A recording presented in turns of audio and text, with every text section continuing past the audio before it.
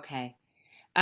So it really is a real honor. And Christina used the same, probably the exact same phrase I used this morning when I was able to read a tribute to Dan, where I called him a phenomenal human being. And so it has been a real honor to work with him. I've learned so much from him, and just really has been a highlight of my career to have met with him and to be able to work so closely with him. So thank you, Dan, again for all that you've done, for me and for so many folks, and really for geropsychiatry and neuropsychology at UCSD. Okay, okay. So I have to just interject a little humor. Years ago, a friend of mine taught me this expression, and it will help me with the awkwardness of having all this praise. Thank you so much, both of you. But my friend said, when people start praising you, you can say this, stop that in 20 minutes. But I'll say, stop that now. No, awesome. Well, he's so giving and generous all the time. In fact, he let me pick for his last talk of his career pre-retirement, because we will drag him back, I'm sure. He let me pick the topic, and then of course he created the beautiful title. So today we'll be talking about delirium, and I think the impetus for this was that I saw a patient a little over a year ago. It was actually the last patient I saw as the clinics were closing down due to the pandemic. And I still think about this patient, 75-year-old woman who had, an MD. She had done quite well throughout her life, achieved a lot, and did start having some mild problems. And there was a fairly quick worsening of her symptoms, and we ended up diagnosing her with mild dementia, mild Alzheimer's, or maybe we said we weren't really clear on the type of dementia, but we really didn't debate that this was a dementia syndrome. This is what we're going to diagnose this woman with, and we kind of moved on.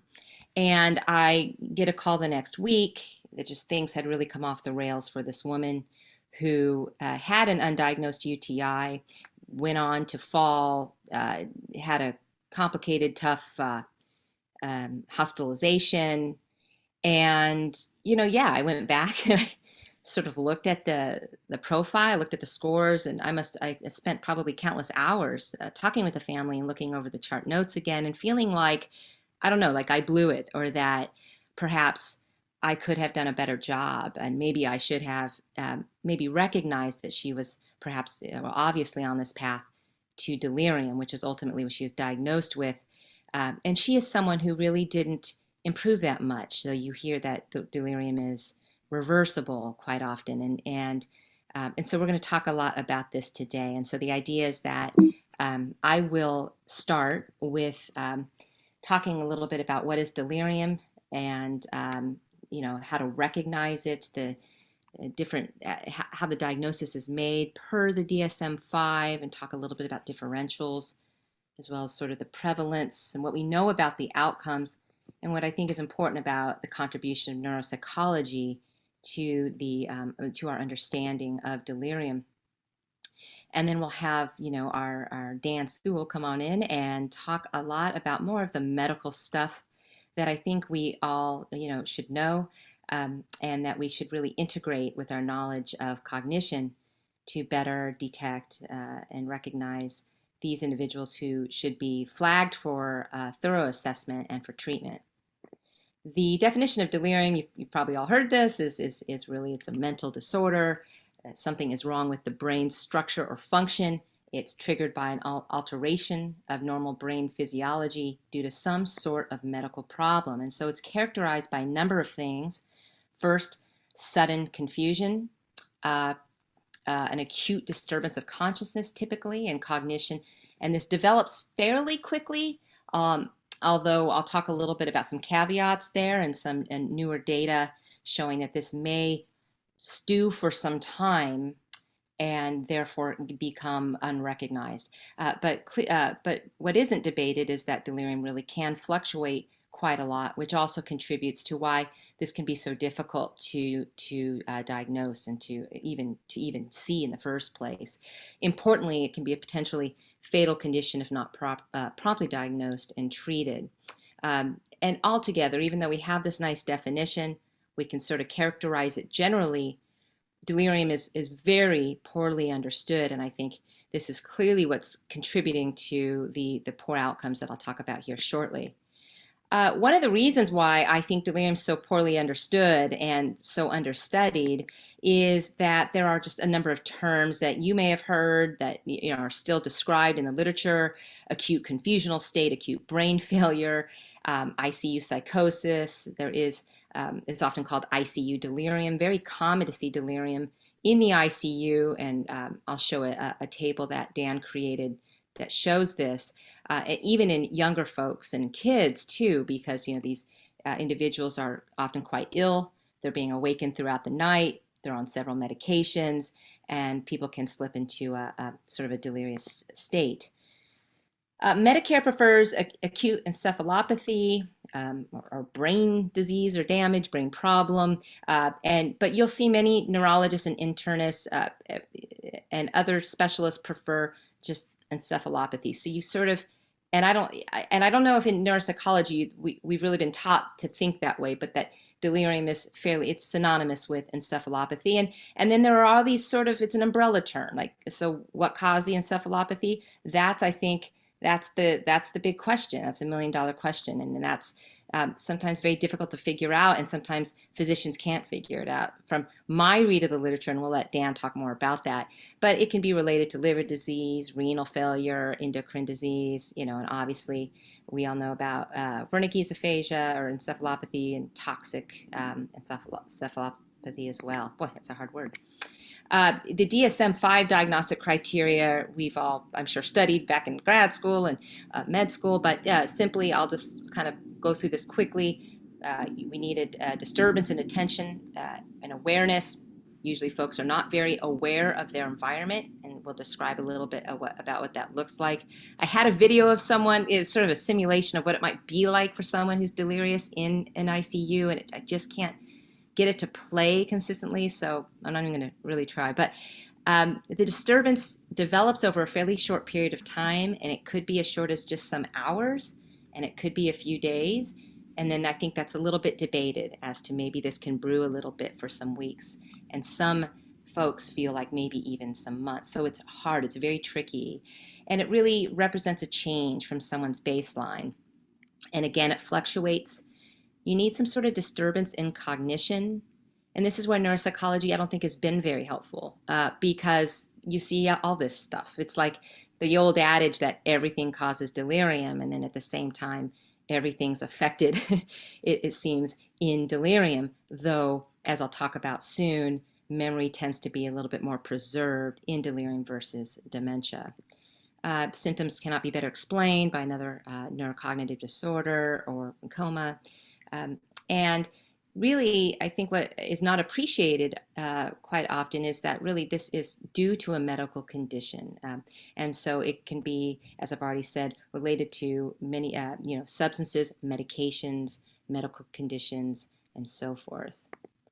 When I think of delirium, and when I think about it, is this patient perhaps delirious? Maybe a red flag has come up because they just were in the hospital and they're at older age and they have these risk factors. I tried to really think about this little green and blue figure here. These are sort of the things that you typically see, but not always. And I'll talk about why that is. But, folks seem very disorganized in their thinking. They're very inattentive in their environment. And they often have pretty prominent cognitive deficits. The DSM has you further specify, okay, is this acute? Is this not lasting for very long and kind of pulled the person out of the delirious state? Or is this persistent and lasting for quite some time? I know in my field, when we are taught about delirium, we are really not taught much, and then we are taught about this one specifically and solely. So hyperactive delirium. So this is what you would see in the movies. This is what you sort of think about. People being very agitated, labile, having hallucinations, seeing things in their environment, perhaps being inappropriate and refusing to cooperate with care. But there's another kind of delirium, and there is a debate, I think, about whether this is actually the far most common type of delirium, and I'd love Dan's thoughts here in a bit. But But this is poorly recognized because patients are, as the name implies, really sort of sleepy, lethargic, and I think physicians often and healthcare providers in general feel that, oh, patient's probably just tired or sedated. And in actuality, the patient is delirious. So you'll see reduced motor activity. Sometimes there's some incoherent speech, sometimes not. There's this, lack of interest or anhedonia. And a sizable chunk of these patients, more than a third, are misdiagnosed as having depression. And there have been a few studies to show similar numbers there. Let me get rid of my cat. Sorry. And then there's a type of delirium that is a mixture of hyperactive and hypoactive delirium. And so some studies suggest that this is actually more common, is this mixed form. Others suggest no, it's really the hypoactive form that's more prevalent. But you'll see, sort of fluctuating cognition and some features here and some features there, but it's a mixed bag. And so this also contributes too, I think, to why it's so hard to sort of spot it when you see it and know and be able to differentiate it from other syndromes. I think what I became really interested in and what I'm trying to study a little bit more on, just because I think we see this a lot more than we know in our practices, which is subsyndromal delirium, or SSD. And while the data are scant, the studies that have been done are really good. And but this is thought to be very common, affecting up to half of patients. But the problem is it's hard to know, and there's some debate.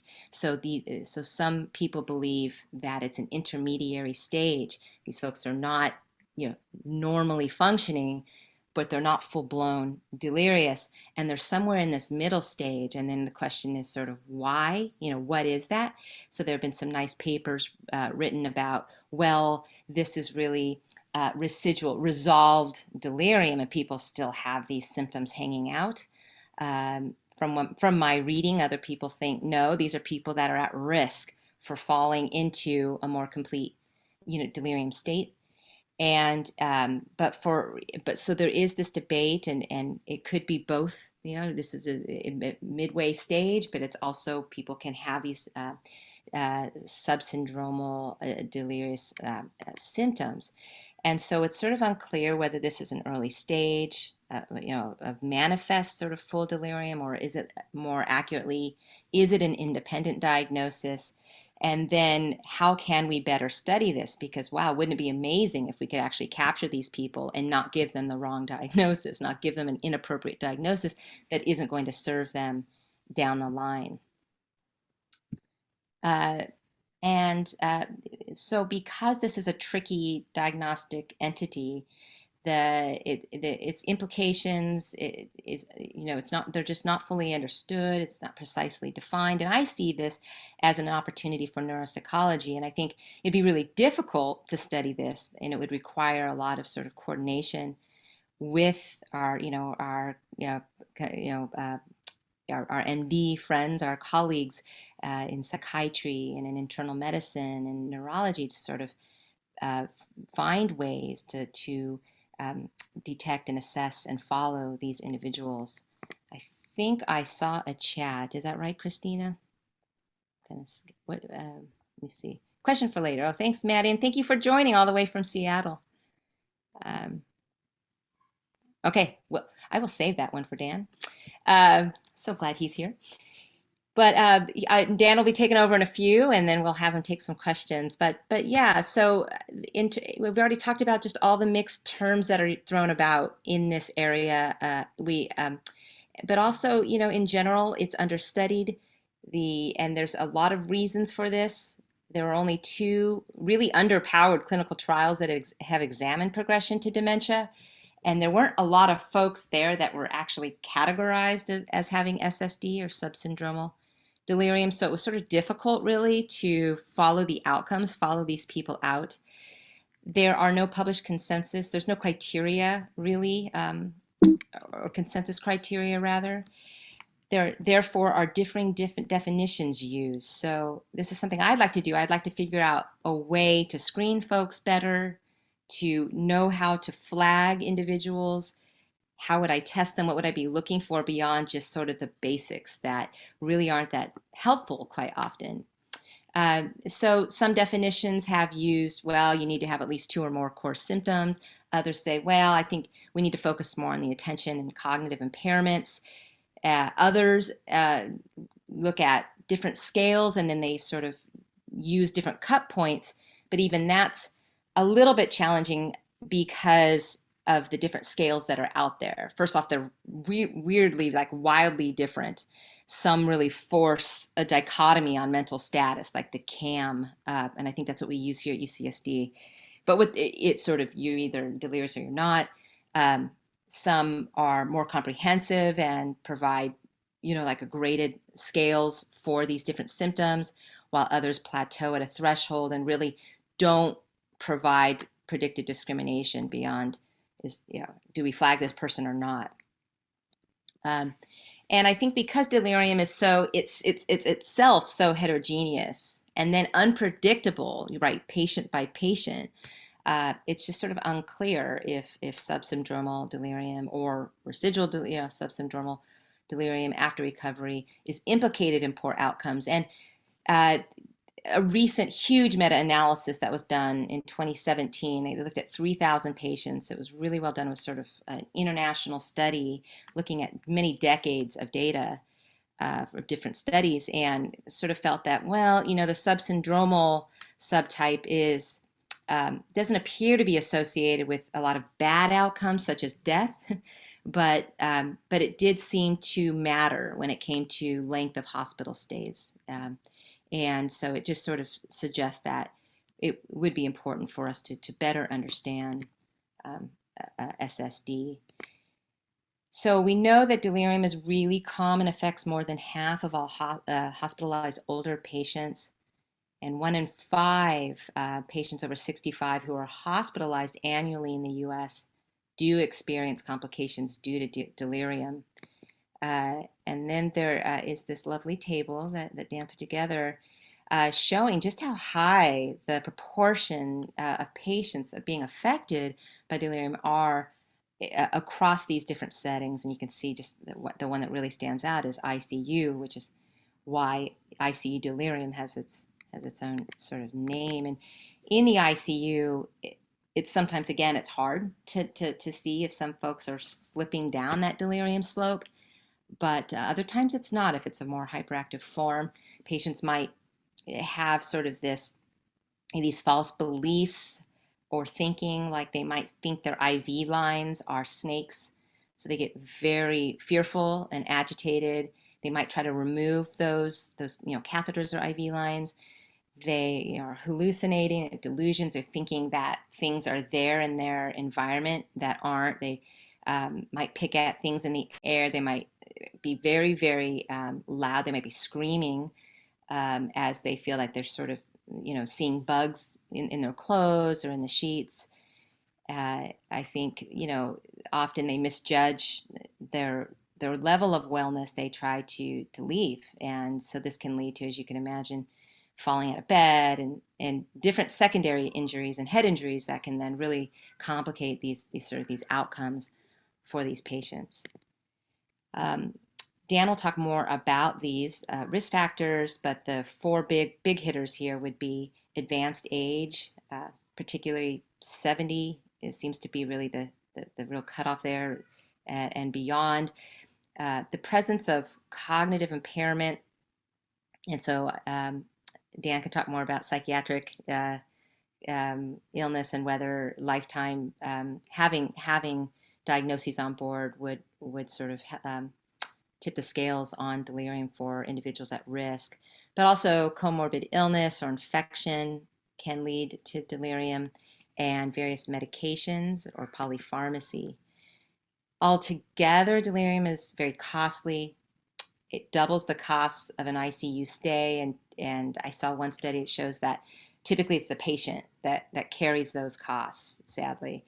It adds roughly 5 to 10 days to the average hospital stay for those afflicted, and really increases caregiver burden quite a lot, if you could imagine, and as it decreases the ability for someone to take care of themselves, and is associated with a 5-fold increased odds for nursing care placement. Any questions about any of that so far? Okay, I'll just want to get to Dan here. Delirium is quite dangerous, and the reason why is it's associated with mortality. So individuals are 5 times more likely to die if they arrive at the hospital with delirium. And then they're astoundingly 30 times more likely to die if they develop delirium while they're there. And so again, that sort of likely speaks to the improper recognition, or either misattributing the symptoms or not at all detecting them. Rates of death are quite similar to what you'd expect with heart attack or sepsis, which is widespread, systemic bacterial infection. As I said, risk is especially high for folks over 70. And there have been a number of studies that look at this, because this is sort of easier to operationalize, but folks who've had delirium are at about a 62% increased risk of death at 1 year post-hospitalization. So there are many studies that have sort of followed people post-discharge. Sorry if you're hearing screaming and ukuleles. Child care person could not come today. All right, poor detection of delirium, as I keep saying, is a real problem. So as I keep saying over and over and over and beating the drum, delirium is often not identified. This is especially true for hypoactive delirium. And this is a problem for all people, whether you have a degree or not. So it's often not recognized by family members or even healthcare professionals. Dan found a recent study showing that 3 in 4 patients with delirium were not properly identified at all as having delirium by a hospital admitting team. And another study found, so of patients where healthcare providers thought, these folks may be depressed, and so they sent them for a psychiatric consult, 42% of those people actually had delirium, had a medical illness causing their problems. What is so hard is, again, fluctuating symptoms. Physicians aren't there at the bedside all day. People might be fine when the nurses come around. They may not be, so that contributes. There's no one gold, there's no smoking gun. There's no blood test to sort of help, help us detect this. And we know, and this is actually, it's amazing. I think probably the bulk of the studies have looked at this, from what I can find anyway, is how often delirium is misattributed to other things. Typically, it's thought, that's just the sedatives, or that's the pain, those are the opiates, or that's the individual's older, and probably it makes sense, right? Or they're probably just demented. And there was even a study showing, and I don't recall, and I couldn't find the study, but that there are oftentimes it's been cited in the chart that the patient must be just speaking some foreign language, and then they kind of backtrack and they find that that patient doesn't speak any other languages. So lots of reasons why these symptoms sort of get brushed off and unrecognized. So we know that the symptoms themselves can confuse a clinician, even the most skilled clinicians. The patient may be just very withdrawn. They may not have a lot of social contacts, so others, just might not be aware of what's going on, or that this is different for the individual. We know that symptoms fluctuate, and if you come in and maybe they send a neuropsychologist in, right? We do a bedside exam, and that individual's actually doing all right at that point in time. We're not going to capture the problems. And then there's some evidence that shows that patients don't receive the same kind of attention from staff members if they're just quiet or sleeping quite a lot. There's also ageism, which is that belief that we all combat, I think, in our work with older folks, which is that it's normal for an older adult to be forgetful or to be disoriented or have confusion. Grandpa's just senile, or we're all that way when we're older. And so I think a lot of my work is trying to beat that down with even patients themselves, that this is not at all true. You might have patients refuse cognitive testing or be offended that somebody wants to come in and assess them. So that can also make it quite challenging if that's what's really going to help, you know, give us the best idea of what might be brewing. And then the misattribution of the etiology. So it might seem like this patient is disoriented. They can't tell you what day it is. They're telling you it's 1915. They're not can't tell you who the president is, and so you're thinking, okay, what's going on? This person must be demented. And so many patients then get written off as being demented when, if the delirium were found, that they could be treated and perhaps the symptoms could improve or remit. Dan created this lovely figure here, and I think it really nicely highlights the problem, which is, if you look at some of the most very common syndromes in older age, and then you look at the overlapping circles here, in the middle there, the sort of purple mood changes, anhedonia, not being interested in what used to interest folks, poor sleep, and then cognitive issues, maybe some irritability. You see those in all these syndromes, right? Dementia, delirium, depression. So now it's, how do we go above and beyond? What else can we do to decipher what might be happening? And then what do we do? Because it could be that the patient has all three. It could be that we have some comorbid problems going on, and it's extremely complicated, and the patient is very unwell. So, and you have this note that Dan wrote: medical illnesses can also mimic depression and dementia, especially when a patient is delirious. So neuropsychology, I think, has been really important, because prior to us coming onto the scene, I think there was this idea that it was just purely a psychiatric syndrome.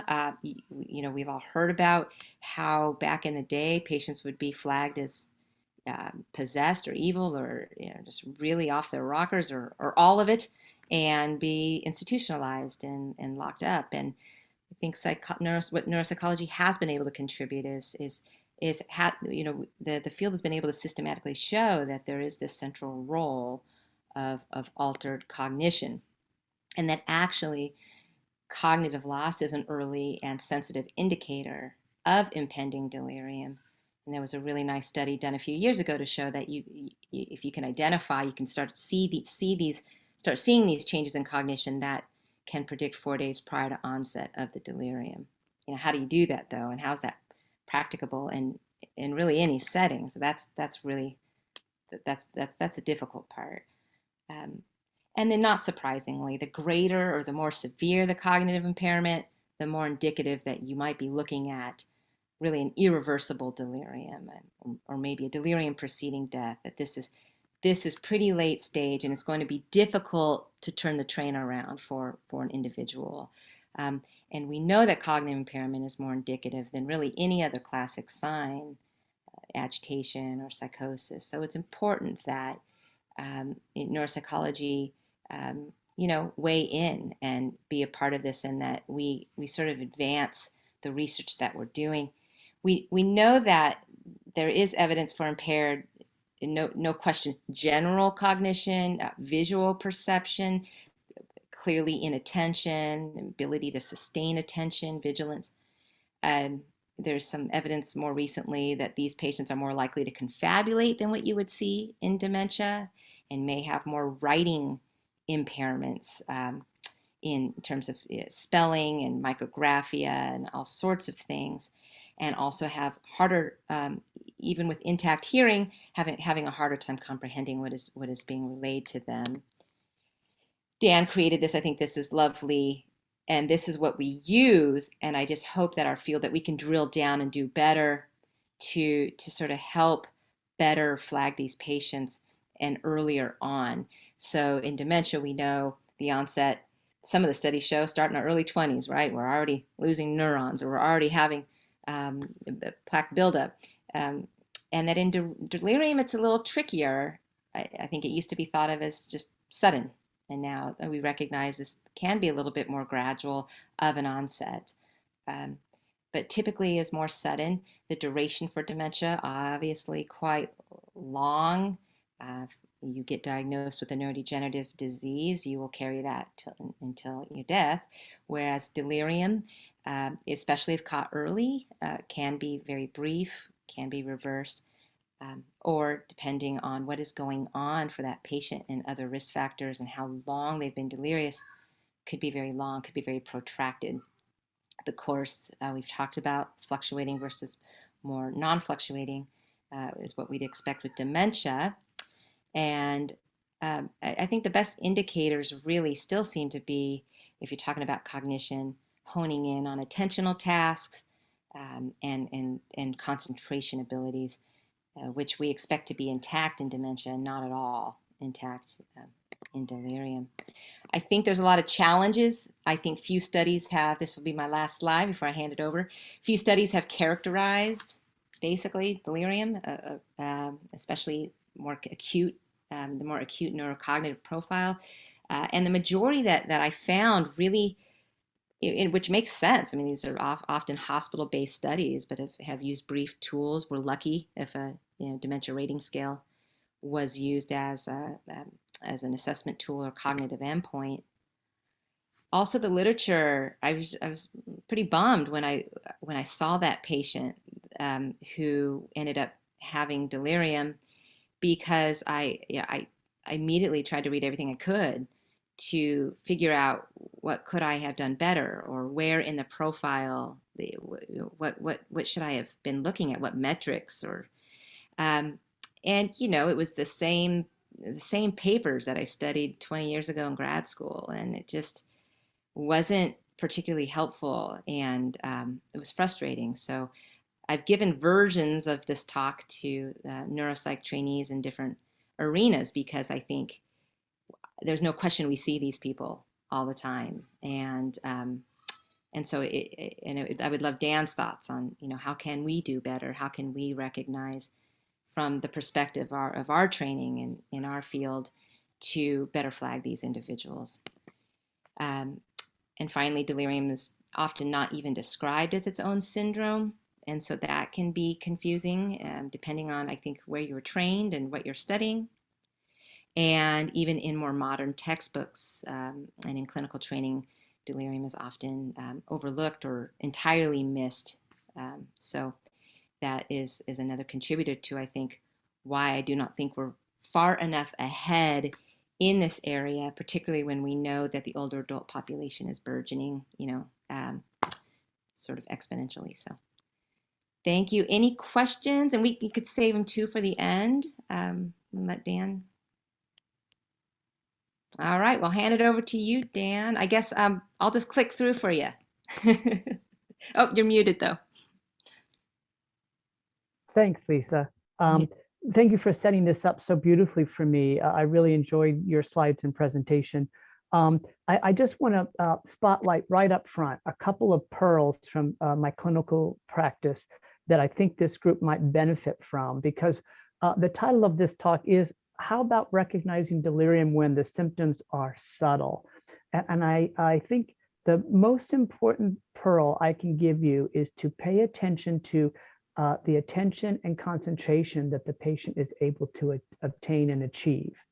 For me, the most sensitive indicator of delirium has been inattentiveness. And interestingly, many of you, I'm sure, appreciate that in Alzheimer's dementia in particular, social graces are usually pretty well preserved until very late stage illness. And by that, what I mean is that a person in early, mid, or even early late stage dementia of the Alzheimer's type illness can interact in a way superficially that you would not even really necessarily recognize that they were experiencing pretty profound cognitive deficits. And one of the reasons we don't notice the deficits is because they're polite. And how do we convey politeness? Well, we convey that through the attention that we give the person who's speaking. We make eye contact, we nod, perhaps every now and then we'll make some comment like, mm-hmm, oh yes. And it's that attentiveness that really snows us and quickly begins to convince us that the person in front of us is probably just fine. in reality, they may or may not be fine. They may be living with Alzheimer's dementia, but they're just really adept at kind of stepping around their deficits. And since they're attending to you, you feel narcissistically gratified and everything is good. Now, in delirium, it's the opposite. Delirious patients are often very inattentive.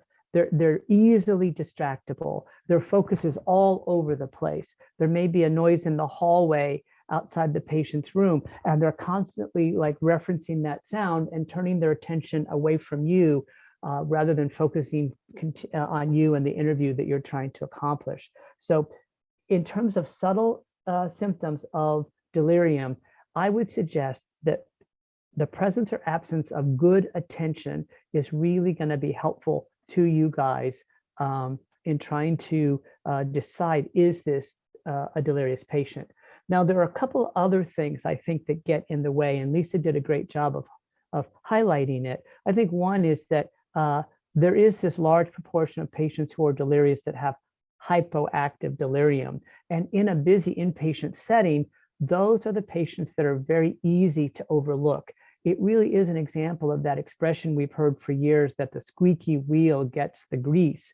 And on a very busy acute medical unit, it's the patients that's coding and the patients whose IV needs changed and the patient that's got hyperactive delirium and is, busting out of their restraints or something. Those are the patients that will get the attention of the clinical team.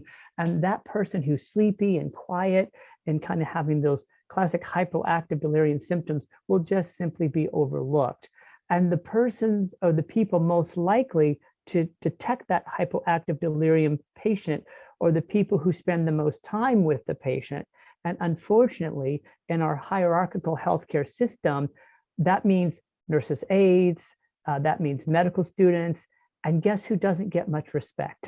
Unfortunately, the lower hierarchy members of the healthcare team, their opinions often aren't really given the respect that they deserve. And so the doctor or the charge nurse who won't have spent as much time with the patient may or may not believe the credibility of the information being shared by the junior member of the team or the less trained, unlicensed member of the team. And so that I think also gets in the way, and that forces the lower level members of the team to either just accept that their opinion is being ignored, or to find how somehow dig deep and speak up to that attending or to that charge nurse and say, wait a minute, I don't want to be disrespectful, but, and some of us are able to do that, but sometimes that's just not going to be very easy to accomplish. Okay, so number one, then, inattention. Number two, be especially tuned in to the possibility of hypoactive delirium. But in general, have a very high index of suspicion. And this slide summarizes some of the questions that will help you cultivate that high index of suspicion, like looking over the medical record to see if recent medication changes have been made, or looking at the patient to see if the patient looks uncomfortable or has a sign or signs of physical illness, a furrowed brow, diaphoretic, a funny pallor or color to their skin. All of those things are hints that this person is medically ill, and that makes delirium really likely to be something that's impacting the patient. What are their vital signs? Are they at their baseline? What are the patient's lab values? Are they reasonable? What was the nature of the onset of the symptoms? Elisa did a nice job of reviewing that with us. It's just unusual for the patient. That helps a lot. If someone is behaving completely out of character, that's a big red flag. And then, as I said, waxing and waning and inattentiveness are also really helpful. Next slide, please. So I'm going to skip through some of these slides pretty quickly so we have time for questions. But this slide just summarizes kind of that very broad spectrum of possible ways that a patient with delirium can express symptoms. Next slide, please.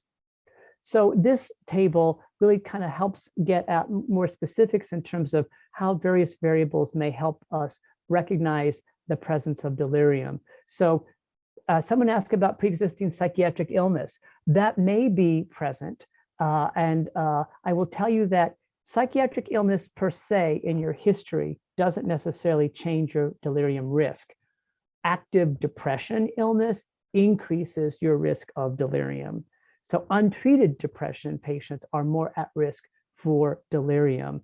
And then the other variable to keep in mind, psychiatric illnesses themselves may not be the author of delirium, with depression being an exception, but the medications that they're taking in conjunction, especially with any other medications a person may be taking, that can predispose to delirium. And so indirectly, carrying a psychiatric diagnosis along with several medical diagnoses does have an impact on dementia risk.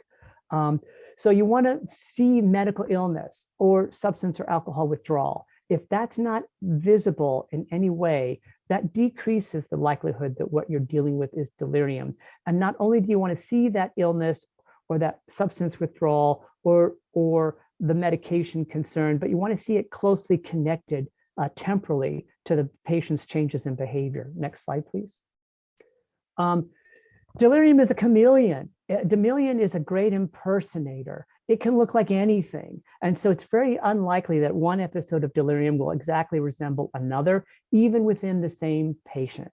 So you really can't count on the fidelity of delirium episodes from patient episode to episode in the same patient.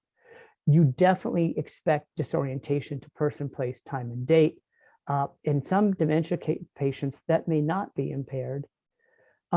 Delusions of misidentification are fairly common in delirium, but we'll talk about other delusions that would be uncommon. And then if there are hallucinations, we're expecting visual hallucinations to predominate, really less likely to see hallucinations in other sensory zones. Next slide. So if we look at the psychotic symptoms, that's another way that we can tune into the possibility of delirium. So again, as I mentioned, in delirium, we see delusions of misidentification. If you're at the patient's bedside and they misidentify you as their husband or their wife or their daughter or their grandchild, be very concerned. That's probably someone in delirium. Patients with dementia and delusions are pretty easy to spot because their delusions are simple, unelaborated, and can often be understood as a direct result of their primary cognitive deficit, which is rapid forgetting. So they misplace things, they forget that they've misplaced them, and they accuse others of stealing them. Their spouse goes to the store, they can't track how long the spouse has been gone, they get suspicious and jealous, and they think the spouse is having an affair. So you can get in each of those situations how short-term memory could be mucking around with their ability to stay in touch with reality. In depression, we expect the delusions to be mood congruent. And so you can just detect the difference of the delusions in depression versus delirium because they have a clear connection to the depressed mood and they're enduring. They stay around until the depression is successfully treated. In delirium, these what look like mood congruent delusions are very ephemeral. They'll come and go, and they're not clutched onto and held in the way that they would be in a person living with an episode of major depressive disorder with psychotic features. In mania, delusions can be very grandiose, and again, they're consistently grandiose, whereas in delirium, delusions can be all over the place. They can be grandiose one moment and bizarre the next. In schizophrenia, classically, we do see very complicated, systematized, and often bizarre delusions. And so if you're talking to a patient who you've been asked to assess for delirium, and they're telling you about the way they communicate with Martians from outer space using their dental filling, that's not delirium. It's too complex, it's too bizarre, okay? So I'm going to skip forward then. These are just more examples of delusions in dementia. Next slide, please. This is to remind us that visual hallucinations are very common in people with delirium. My hypothesis here with this cartoon is this guy's been in the desert, lost and dehydrated, and he's experiencing delirium due to that, maybe heat stroke, and is seeing a penguin. Next slide, please. Just about anything can cause delirium. Enough said about this slide. We worry a lot about medications playing a role, particularly that subcategory of medications that are known to be anticholinergic. You can click forward. And the challenge we're having still is that some medicines are well known to be anticholinergic, some are not necessarily easily identified by clinicians as having anticholinergic properties, and so they don't get factored into the assessment. And I think that their presence on an ongoing basis in a patient is predisposing them to delirium or potentially perpetuating the delirium. Next slide. Agitation can be a part of delirium. The wife says to the husband, go to work, I'll find out what's wrong with mother. But that's the easy person to spot because of the agitation, and that would be a hyperactive delirious patient if that person in the cartoon was delirious. You can go forward. So you want to do a very systematic evaluation, or you want to make sure that someone qualified to do that has done that. And it's okay to look over the shoulder of a clinician and ask yourself, did they check that? Did they think of this? Because some things may have been overlooked. Next slide, please. As Lisa mentioned, the best thing is to prevent delirium. And there are strategies that have been developed to do this.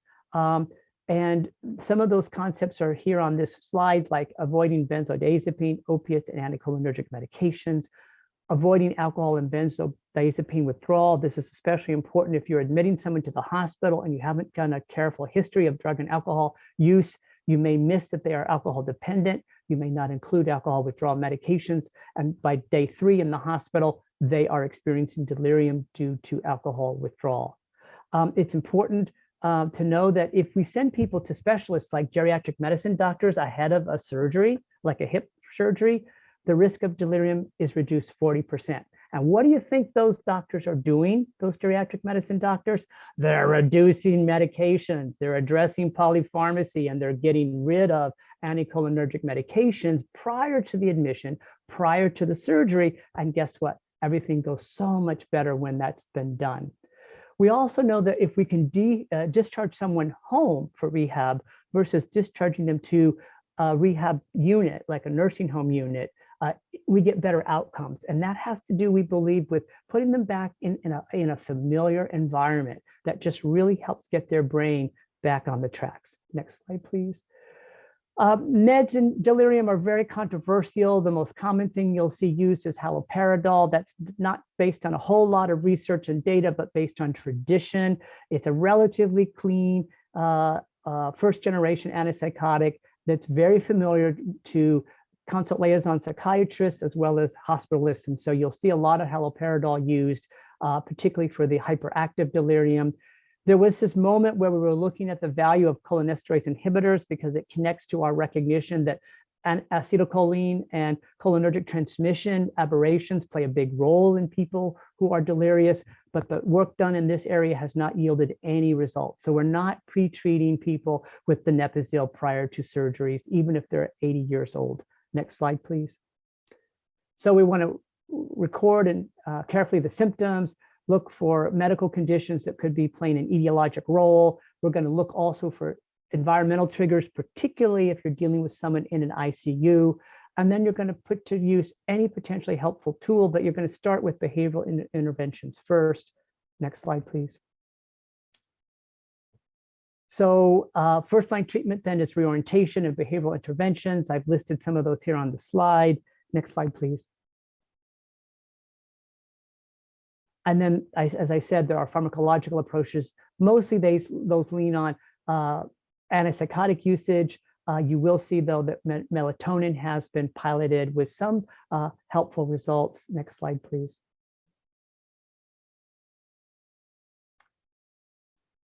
Okay, yeah, low dose for hyperactive delirium. Next slide, please. I think this is enough said. It's all about haloperidol and mostly pertinent to physicians who might be prescribing haloperidol in that context. Next slide, please. Trying to leave some time here for sorry for the rush. We talked about retirement. And so I did mention that there was that study of melatonin. I'd love to see more work done with melatonin to see if these results can be replicated. And then there's another concept that you should be familiar with, which is the relationship between pain and delirium. So there are those who think the very first thing, once you've looked for medical illness, or as you look for medical illness, look for untreated pain and treat that before thinking about any other medication that you might want to add in, particularly given polypharmacy's role in etiology of delirium. Next slide, please. And then another interesting concept is this thing called ABCDE Bundle. This is a study that looked at putting together all sorts of things that would reduce the length of hospital stay, reduce the length of delirium, the emergence of delirium. So it started, and particularly in patients in the ICU. So they start with awake and breathing coordination and trying to get them breathing on their own as quickly as possible. The C emphasizes the need for light sedation. The D emphasizes the need to continue to monitor for delirium, the etiologies of delirium, and focus on those non-pharmacological treatments. And the E would be related to early mobility and exercise, including avoiding the use of physical restraints, which in and of themselves is a precipitant of delirium. Next slide, please. Okay, I'm going to just need to step back, but there are other studies that have been done to put together strategies to reduce delirium, and the HELP approach is one of those. It showed modest impact. Next slide, please. And so I think that's it. So delirium requires a high index of suspicion. If we don't treat it, people die because we're not treating the underlying medical problem. So it's not really the delirium that may take your life. Sometimes it's the underlying unrecognized, untreated medical condition that's the problem with the death. Or sometimes it's the coordination difficulty in the context of delirium that predisposes to something like a fall or an aspiration pneumonia. Subsyndromal delirium is an interesting new kid on the block. We're trying to figure out how to put that into the picture. But I've emphasized that detection of delirium rests a lot on picking up on inattentiveness as an indicator, and then also making sure that you can draw temporal relationship between etiologic factors and the emergence of symptoms. I'm going to stop there. We have maybe just a handful of minutes for questions, but thank you so much for your time and attention.